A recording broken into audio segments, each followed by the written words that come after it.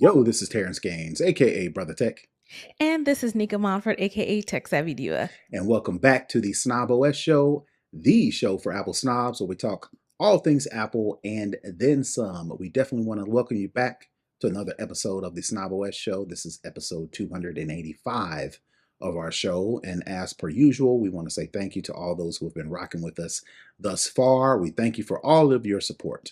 For those who have given us a little bit more support, financially speaking, we definitely want to send a special shout out to those people. We lovingly call them our snobists. So we definitely want to say thank you to those folks. If you want to become a member of the snobist community, please go to patreon.com/snobOScast. Become a financial supporter, and as a thank you, you get to watch the show early, get to watch the show live, and you get exclusive content that we do not talk about on this recorded show. So if you want that insider content, the extra juicy stuff, well, I mean, I guess it's juicy, but I'm trying to be enticing here. The extra juicy content, please go to patreon.com/snobOScast and become a snobist. So we're going to get right into the show. Some of the topics that we're going to talk about this week is the discontinued Apple gadgets, Apple TV Plus still taking L's. We got Apple is still messing with the Mac keyboard after all those issues. They still trying. We got the AR glasses that Facebook or Meta announced a couple weeks ago. You won't believe how much these joints cost. And we got Olivia Pope is investing in social media. So we're going to get right to those topics. We always start off with the lowdown where we talk all things Apple. Like I mentioned, Apple has discontinued some gadgets. Now, I've never really known why they discontinue the gadgets. My guess is because they look and resemble too close to the new gadgets. For instance, the iPhone 15 versus the iPhone 16 ain't that much of a difference, aesthetically wise. So maybe they're like, all right, well, we'll just discontinue that because we want people to see the difference between a 14 and a 16. That you can kind of tell the difference, right?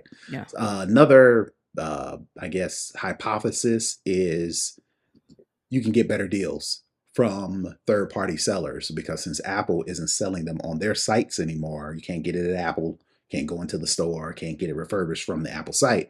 Then that means, your Amazons, your Best Buys, your Micro Centers, any of your hi-fi. Do they still have hi-fi buys? I wonder. Anyway, I haven't seen any. yeah. So, but if they're not on their of the Apple website, then that means Apple is pushing all those devices to those third-party sellers to get rid of their inventory. So that means these third-party sellers are going to have some of that inventory at a cheaper price. So just wanted to go into all of the devices that were discontinued. First and foremost, the iPhone 15 Pro and the Pro Max, which is last year's device. Like I mentioned, the 15 Pro and the 16 Pro, I mean, they're close. So Yeah. Apple's like, let's get those out of there so we can push people to the new products. The new stuff. Yeah, the iPhone 13 is discontinued as well. The AirPods 2 and 3, the Apple Watch Series 9, again, that's a last year's model, and the AirPods Max Lightning. So since Apple came out with the AirPods Max with the USB-C, they're deciding to discontinue the Lightning version. So just want to get your take. Why do you think Apple discontinues some of these gadgets? And do you think people are going to miss any of these devices if they can't pick them up on Apple's website? Um, I think you pretty much said it. They recognize how similar some of these devices are, and it really Apple's made all the money they're going to make from the iPhone 15 Pro and Pro Max. They're not going to make Apple is probably not going to make too much more from that because how close they are with the iPhone 16 Pro and 16 Pro Max. So again, they can get rid of that inventory, make what they can back from it by having third party folks sell it. And again, like you mentioned, I went from a 14 Pro to a 16 Pro, so that was a pretty big leap, and I think that's probably the biggest jump. And as far as the iPhone 13, it's one of those things where if you have a 13 and you want to upgrade, which you likely do, you're going to go to the 16. So I think it's just them trying to make the strategic um, decision based on their inventory and to try and roll off, what they have, especially since going forward, every iPhone is going to revolve around Apple Intelligence, and these older models aren't going to be able to be compatible. And I think they are trying to kind of push everybody to the newer iOS and the newer technology, similar to how now everything is now on USB C. I think they're trying to gently and encouragingly push people to focus more on the new technology, because that's what the whole ecosystem is going to be built around, and having to maintain, fix, keep up documentation on these older devices. It's probably become more work than it's worth, especially since they, meaning Apple, has shifted focus from, pre um, Apple Intelligence to current Apple Intelligence. Yeah, yeah, no, that could be right, but I just think Apple don't want to put their devices next to each other because people be like, well, if they're the same, why not just get the 15? Forget the 16, save myself some Right. money or whatever, get the old model. Their Apple's like, nope, we want to push you into the new stuff, so we're going to discontinue the old stuff so you don't have a choice. But that's just me being a pessimist. Yeah, and you know what? I can see that too, because the sales for the iPhone 16 Pro and Pro Max have lagged more than previous versions. And, we talked last week about what we liked about it. We are now into week 2 of using it. And I thought it was just maybe me. But I've noticed that there's a certain part of my phone that doesn't respond really well. At first, I play like puzzle games to kind of, clear my mind. And one of the games that I play, it's one small section. It's pretty much like, if you can see, if you're watching, like this part, like right in here, that it doesn't respond very well. Mhm. And I thought it was just the game, but because that's not normally a part of the phone that I use in my everyday usage, I didn't really notice it. But I've seen some other people say on social media how they've noticed with their phones that it's losing almost sensitivity, so much so that I actually went through the settings to try and see it and find if there was a setting that you could change the sensitivity, because it was really noticeable. And then when the game updated, I was like, okay, so maybe they had a bug and it was, an issue. Nope. Still same lag in that same, just that one part of the phone where it's not tracking the movement very well. So it's, some of those things are kind of buggy. Then we know the issues with the iOS 16 with the iPad Pros. So I think it's one of those things where, like you said, they're saying, hey, don't pay too much attention to the old. We want you to focus on the new. And at the same time, if people start to see these issues with the newer phones, they're like, nope, I'm going to go and get the cheaper version that's essentially the same thing at a different at a reseller that's going to be cheaper and less buggy. But that is something that I have noticed with mine, and I think I'm going to have to redo my Face ID, because my Face ID is acting kind of wonky as well. So yeah, I've definitely noticed the more I've used the new phone, um, there are some kind of ticky tacky issues that I'm seeing on mine. All right, all right. All right, well, that's all I have for that story. We're moving on to the next one. Apple TV Plus still taking L's. Apple is pulling the reins back on its original ambitious plans to first release films in wide theater release before streaming them exclusively on Apple TV Plus. The move comes after several of its big budget releases disappointed at the box office. I'm surprised. I know Apple has money to burn, and Mm, they know they have a lot of it, and they need to figure out how to write some of this stuff off. So they mm, said, let's do Apple TV Plus. I thought Apple TV Plus as a streaming service was doing well. They had a bunch mhm. of like hit shows that They came have out on Apple great TV. content.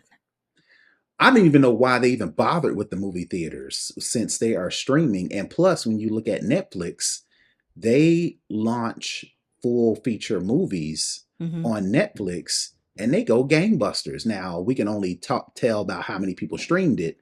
That Yeah. doesn't necessarily equate to dollars because, each person is only given, anywhere from 10 to $18 a month at one time Mm. versus every time you watch it, you got to pay for it. But if Netflix is showing via, marketing, advertising, social media that people are tweeting, talking about these shows, I would think that would give Apple ammunition to say, all right, well, let's not necessarily follow what Netflix is doing, but let's put out good content for streaming exclusively. The fact that they try to go the movie route when we're already kind of during COVID, we were like, well, we ain't going to the movie theaters. Hmm. And then even now, it's just like there's enough content on streaming to where I really don't have to go to the movie theaters unless I just have to see it the first Mm. weekend. I would think Apple would be like, yo, let's just make the best possible content specifically exclusively for streaming. But they tried it and it ain't working. What do you think the issue is? What really surprises me about Apple TV Plus, like I said, they have really great content. Some of the series, every series that I've watched on Apple TV Plus has been phenomenal. And then there's others that I still haven't watched that I hear people talk about how great they are. And for Apple to be the marketing quote unquote genius, that we've known them to be, the way that they market their software and their hardware, it hasn't translated over to me to the media platforms. I think they may have underestimated the brand loyalty to the technology arm. I I'm I can only assume that they thought that that would translate over into media, and it hasn't. And Apple doesn't market these shows. They don't do promo, runs. You don't see commercials about them. You don't see activations at like other events. So to me, they would probably see a lot more return and probably wouldn't have to dial back if they were to use some of all this money that they have, some of all of the creative talent that they have the way they market their hardware, to the way they market their tech products. Put that same effort into marketing your media products because, again, it's not that the products aren't good, it's really great content. Many people just don't know about it. They have no idea that I have Apple TV Plus, and there are still programs and shows and movies that I didn't even know were there. And then when I find out about them, I'm watching, I'm like, how did I not know that this wasn't there? Like, where's the disconnect, people? And I think they're missing the opportunity, um, to actually be a player in the streaming and in the media space. They just don't seem to be putting the effort behind it, Right. on the marketing and on the marketing front for this stuff. All right. Well, we'll see what Apple does after they get rid of these stink bombs they're putting in the movie theaters. All right, moving on to the next story. Stolen Ferrari is found using AirPods. For those who don't know, you have AirPods, you can add them to the Find My network. If they're lost, you can find them, they'll make a noise, you can track them on a map, yada, yada, yada. Well, in 2023, a Ferrari valued at $575,000 was Jesus Christ. stolen from Greenwich on September 16th. I'm assuming this is over in the UK or England. According to the police, they identified and pulled over the stolen car, at which point the driver fled. The owner of the car left a pair of their AirPod headphones inside the vehicle. The auto theft task force was then able to track the headphones and the car to a gas station, a local gas station in the area. So even if you don't have Apple tags, if you just so happen to lose or get a car stolen, and you have any Apple products in the car, what you might want to do is see if you can track that location. And then again, don't be trying to chase nobody down. Don't be trying to confront nobody. Call the police and give them the approximate location and let them do their thing. We don't want you out here being a vigilante, even though it is a $575,000 Ferrari. it's just money. It's just a car. We don't need you losing your life because you're trying to run up on somebody because they stole your car. So I did look at the story. This is in Connecticut, Oh, it but is. Okay. yeah, it's US. So funny thing is, a friend of mine car got stolen a couple of years ago, Mm-hmm. and that's how they tracked it. Mm-hmm. Her air. So the garage door to her house was left open overnight. Mm-hmm. And sometimes people don't lock the door from the garage into the house, Mm-hmm. and that door wasn't locked and the person came in. It was, Grab the when you think keys about going keys, purse, in the little work tray. bag, because you Mm-hmm. drop all that stuff at the door. So when you leave, you can grab it. Took all those things. And it was her AirPods that they were able to track. And they did actually go and try and find them because, they told the police and they didn't think the police were doing enough. And they were basically, the car stayed in like the same area because I'm assuming like when you steal a car, if you don't automatically take it to somewhere for it to get chopped up, you don't want to drive it too much because it's hot in the first few days or whatever, Mm-hmm. because the AirPods were staying in that general vicinity the whole time. She got her car back and stuff like that, but real life, they were able to keep an eye on where it was, Mm-hmm. because you know they had Apple devices. She had iPhone, and she had a work iPhone and then her personal iPhone. Her personal iPhone was with her. It was her work iPhone that was still in like the work bag. So it's one of those things where she was able to track and see where things were moving based on that. But yeah, All so right. real life, it does happen. But it was all things where it was like they kept going to like the neighborhood, and I think it was like uh like a they parked it in like a strip mall type of thing. Mm-hmm. And I think the AirPods kept going in like a barber shop or something. And they were going over there asking questions and all that kind of stuff. So fortunately, all's well that ends well. But again, the technology in these devices, and you can, a lot of times, if you power off your iPhone and you look at it, it still says, it gives like the brief little thing, even with the battery dead, that, it's still findable.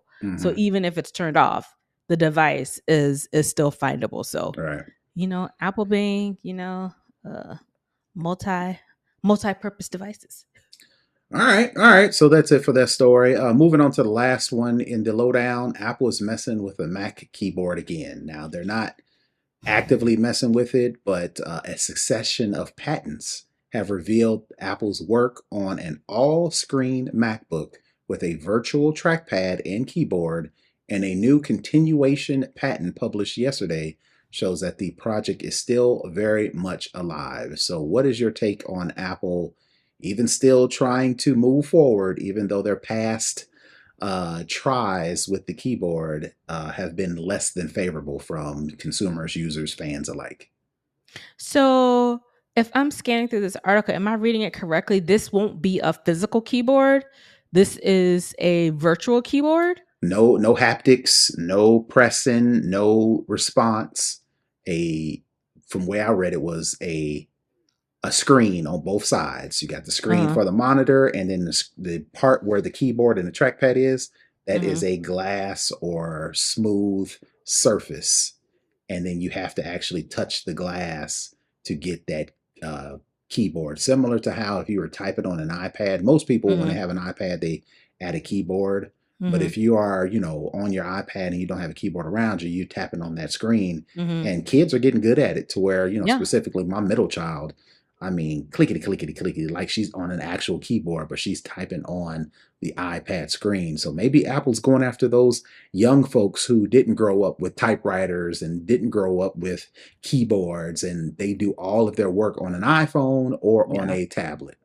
So I don't have a external keyboard for my iPad. I just type on the screen. I Mm-hmm. don't do a separate one.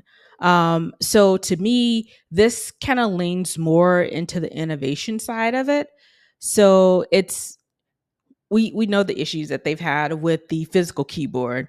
And when I first started reading this, that's what I thought it was. It was like they're trying something butterfly keyboard. I mean, a worm keyboard instead of a Mm-mm. butterfly. I don't know, whatever. But the fact that this is going to be a hard surface, Now I'm and pretty not sure. Now I'm not pretty sure. delineated keys. Now I'm pretty sure there's going to be some sort of feedback when you touch the screen on the E where you're trying to tap the E. It'll light up, right? It'll either light up. I think even more so, it'll give you like a sensory, maybe like a physical Like little vibration. hum, like little buzz. Yeah. No, not even a buzz. Almost like a little vibration. You know how you holding your phone and it Mm-hmm. vibrates. You can feel that Mm-hmm. vibrate.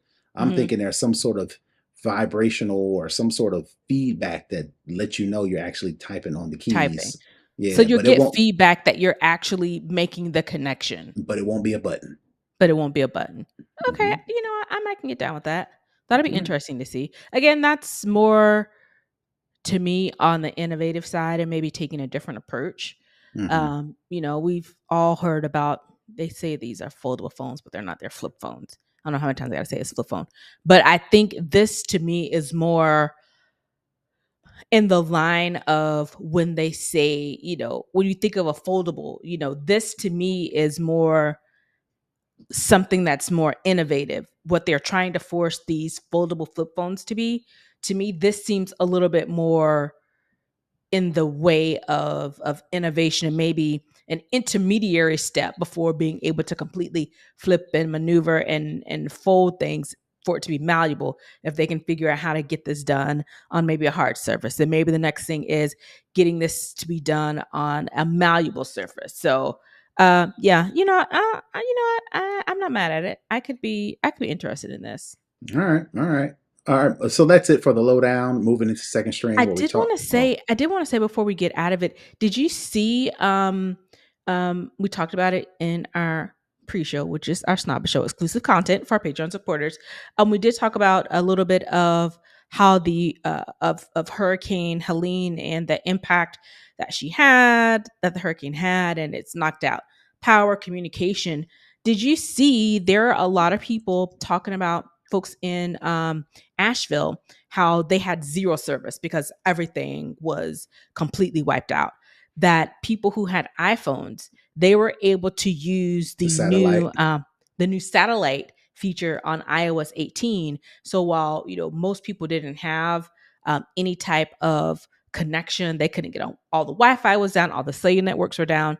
Those folks who were on iOS 18 were still able to text and message with that message feature, to communicate to basically the outside world, because they were kind of shut off from everything because they didn't have any access. So I just definitely wanted to highlight, we may see something about this in the next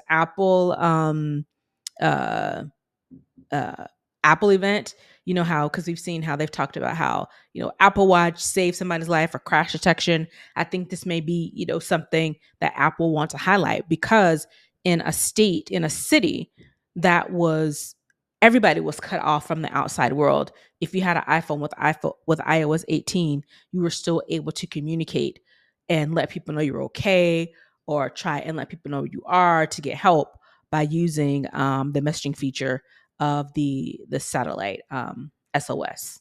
Nice. Maybe people will actually pay for it because eventually Apple's going to not, that's not going to be free anymore. So maybe that's a Yeah. good case as to subscribing to that.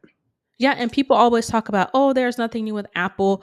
This particular feature isn't a sexy, in your face type of feature.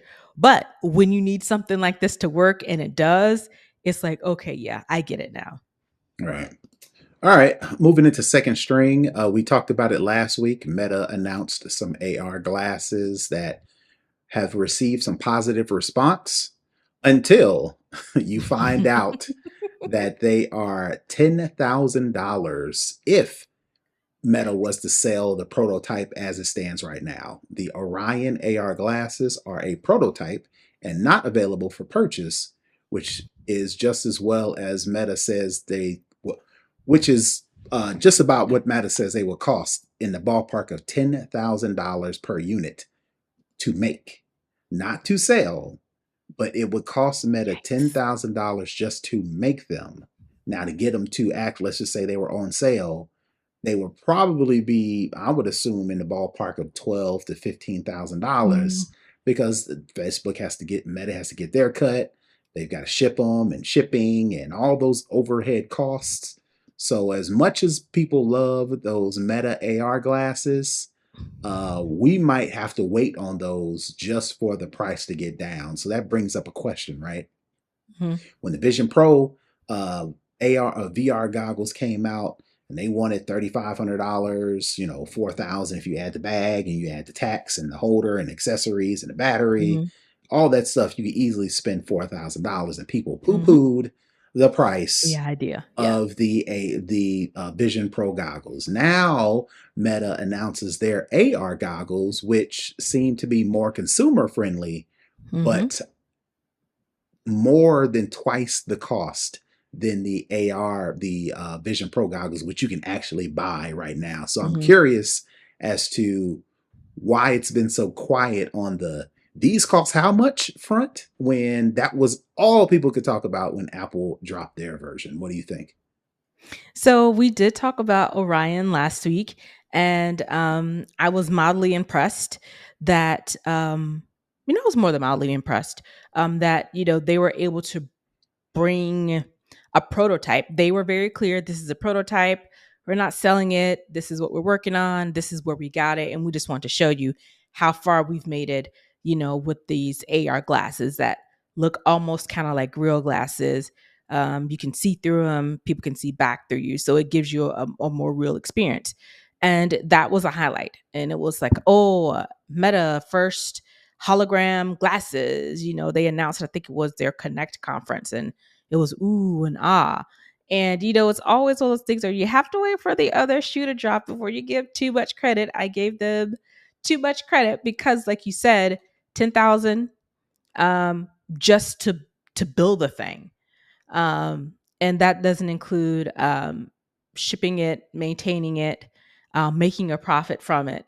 And I think it's the way they presented it. They gave you all of the razzle and the dazzle up front. And then, they waited a week later and was like, oh, yeah, by the way, these things cost $10,000 to make.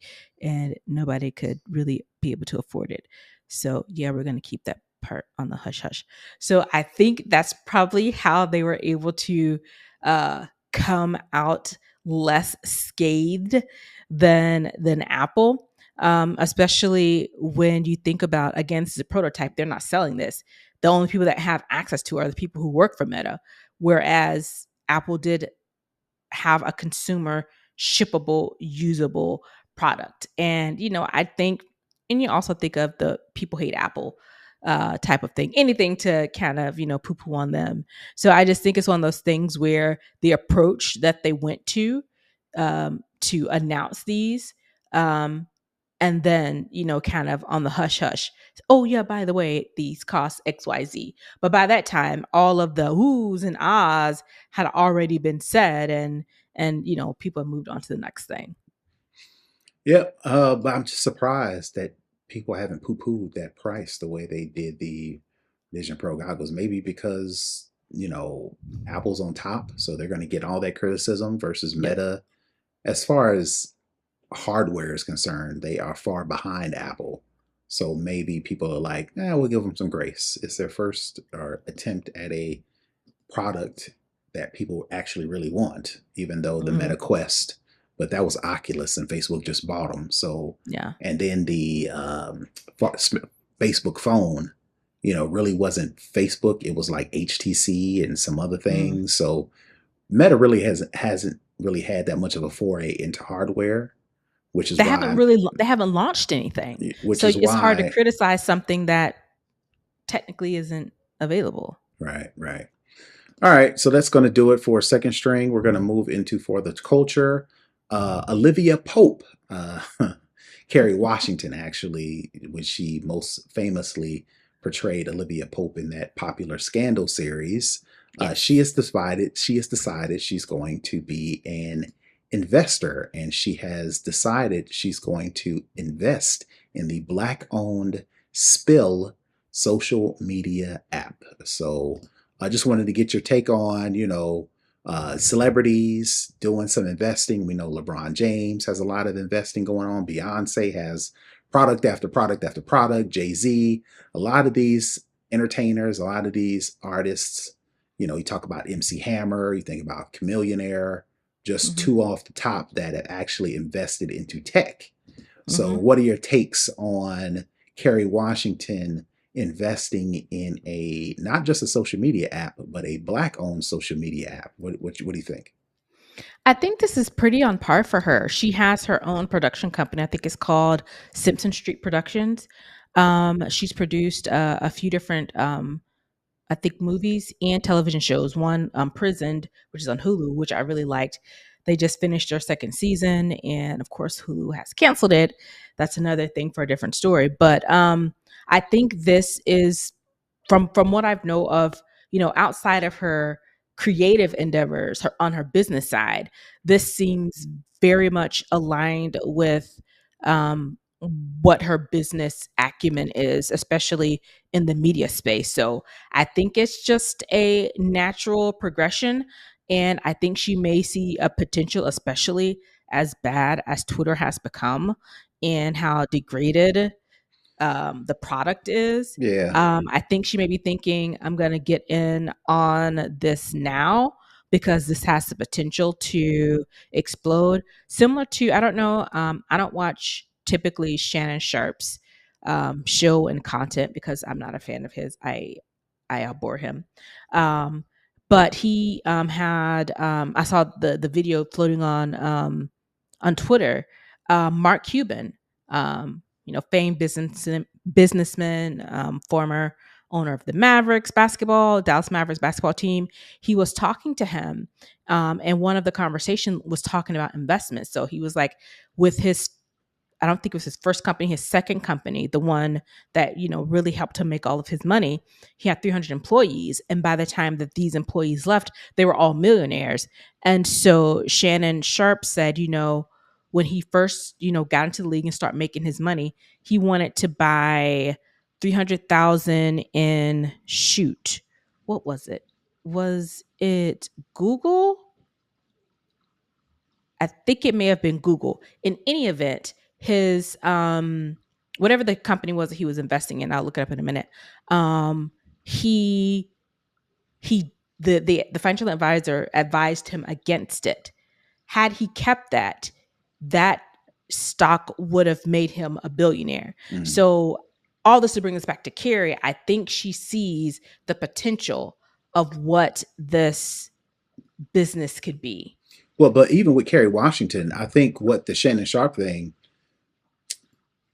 correct me if I'm wrong, I haven't watched that episode, but it sounds like Shannon was just going to be like a investor, like he's going to Schwab and Fidelity and putting $300,000 in Right. this particular stock versus Kerry Washington. She is actually, She owns it. right, partner, minority owner, Mhm. whatever percentage is, to me, that's actually, a little bit of a step up from Yeah, just being an absolutely. investor on the stock market. And this is not her Absolutely. first. It's not her first foray either. She's been an angel investor for the direct-to-consumer teeth alignment startup Byte. She invested in a women's co-working space, The Wing, a celebrity-centric fundraising company, Omaze, and Community, a SMS-based marketing tool. So this is not her first foray into Mm-mm. being a investor, being a venture capitalist, but I want to believe that investing in a Black-owned social media app is the right move. I'm a little skeptical, simply because you're correct in the fact that a lot of people's sentiment as it relates to Twitter X is trash, right? Yeah. But they're still on it. Yeah. They hate Instagram. I always lament about Instagram because of the algorithm, but I'm still on Instagram. Yeah.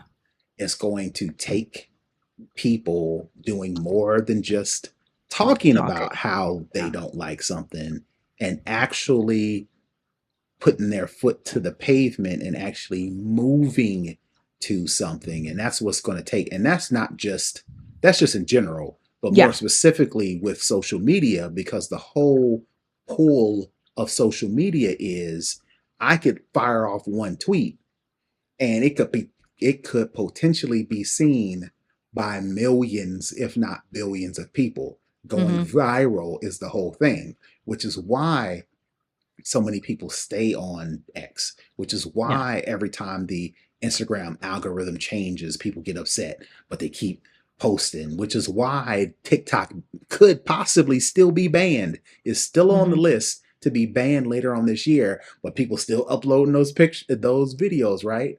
So it's like it's going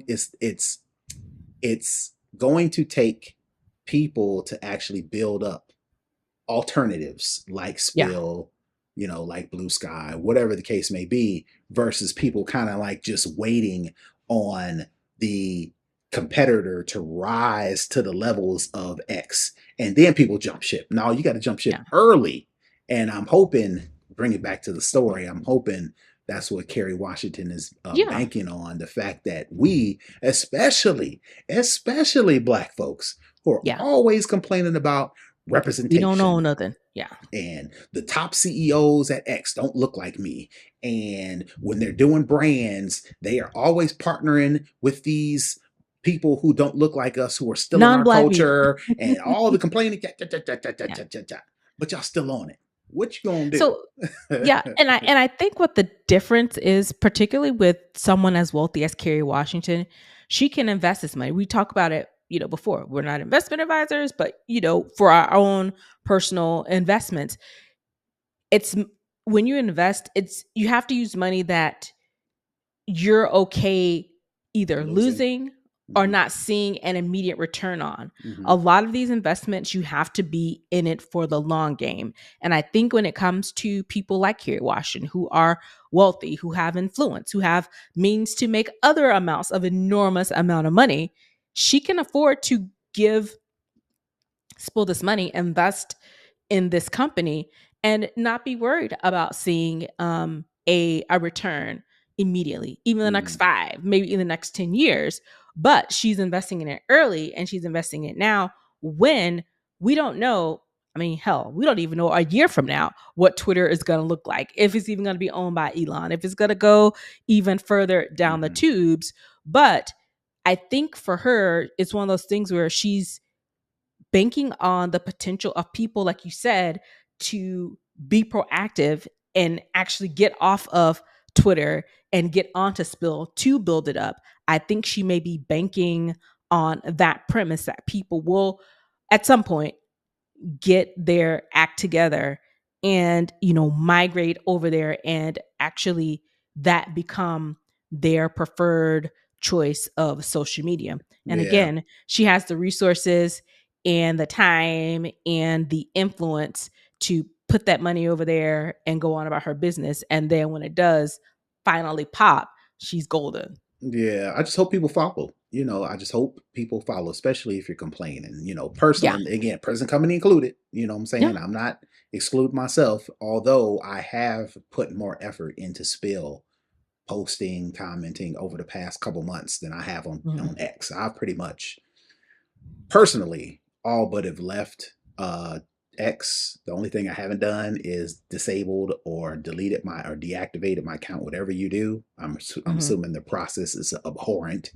But I'm Yeah. just like, all right, I'm just going to I'm just gonna leave it force. over there I'm going to force myself to to support use these other things. to support Yeah. because people can dump all the money they want to into something. If there is no support, it is all for naught. And I just wish people would stop talking, stop running their mouths, and see what they're doing over there and find out that they are actually making moves and it's actually pleasant.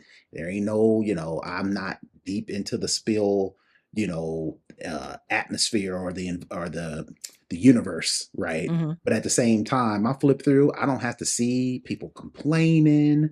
I don't have to see people just uh, uh, baiting people into conversations. You don't have to see Or none of the that, bots. right? Or the bots. You don't see none of that. If I post something is specifically like family like related, Instagram has just become, to me, really unusable. The chronological order of stuff really is bad. The algorithms are bad. All these extra features that nobody asked for. I was just like, it's too much. So where I really mainly am when it comes to social media is on Twitter. So I definitely, take that as a call to arms for me to definitely spend more time over on Spill.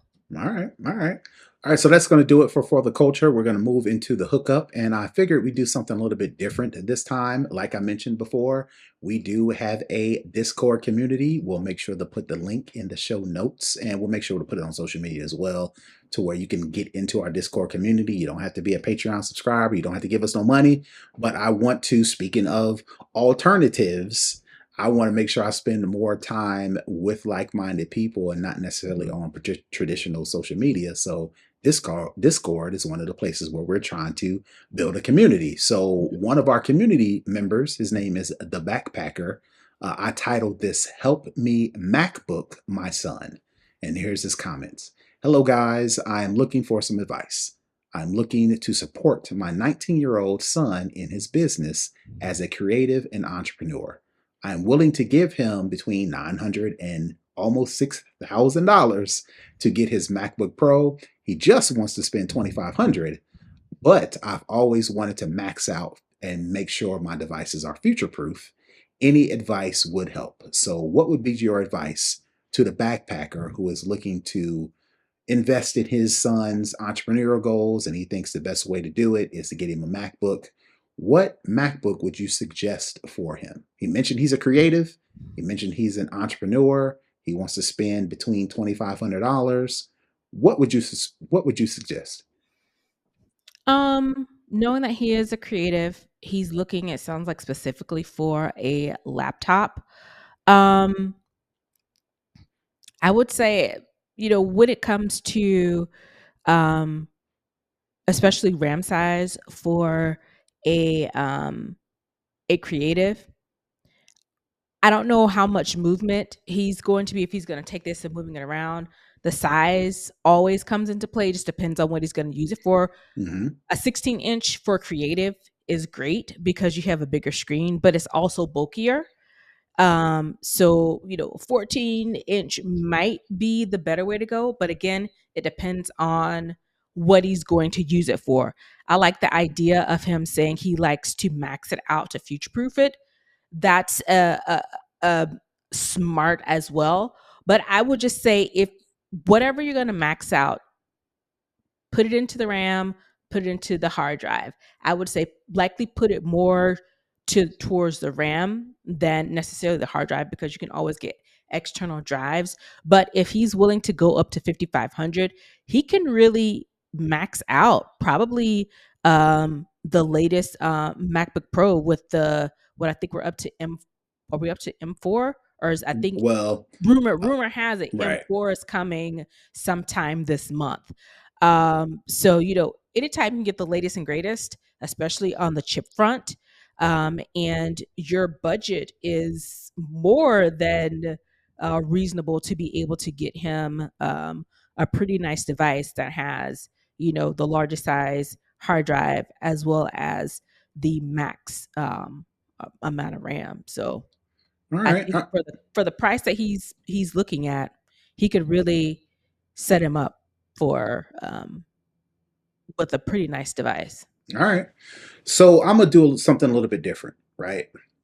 These new Apple chips are leaps and bounds as far as performance for damn near anybody. I Mhm, mean, if you are, a matrix type developer and you've got 14 different monitors and you hacking the NSA, you know, um, you may be an exception, right? mhm, Most of us with the newer Apple silicon chip, it's just fine.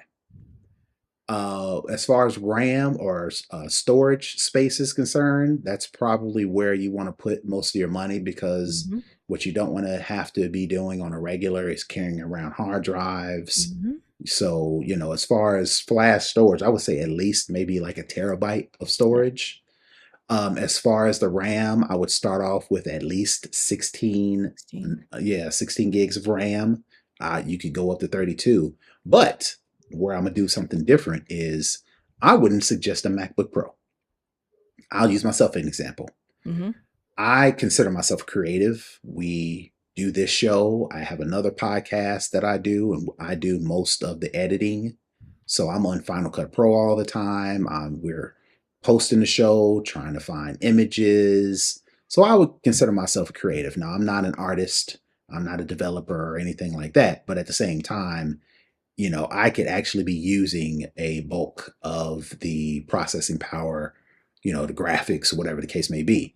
But the thing is, I have a MacBook Pro, but it's the M1 Pro MacBook Pro. There's been an M2, there's been an M3, and then there's rumored to be an M4 coming up later on this year. Mm-hmm. I ain't even plan on buying that No. because this M1 Pro MacBook Pro is doing what I needed to do, and I don't see needing anything else for at least 2 or 3 years. So my suggestion would be, instead of getting the MacBook Pro because it says Pro and it gives off if I'm important or I'm doing something important, I'm a pro, so let me get the Pro.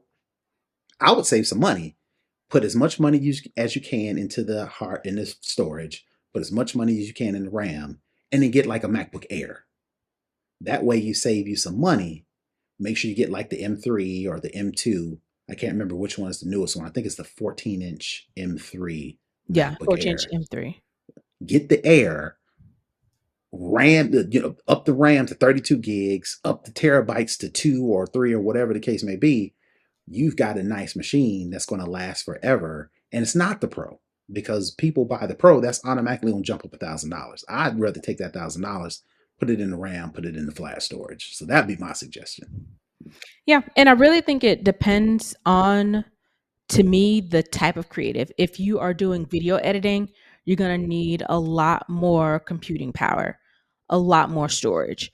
So it really depends on the type of creative that he is. But in any event, if you go with Terrance's suggestion of an Air, or even if you go with a Pro, uh, either one of those sounds like, if you're willing to go up to 5,500, honestly, even if you're willing to go up to probably even 4,000.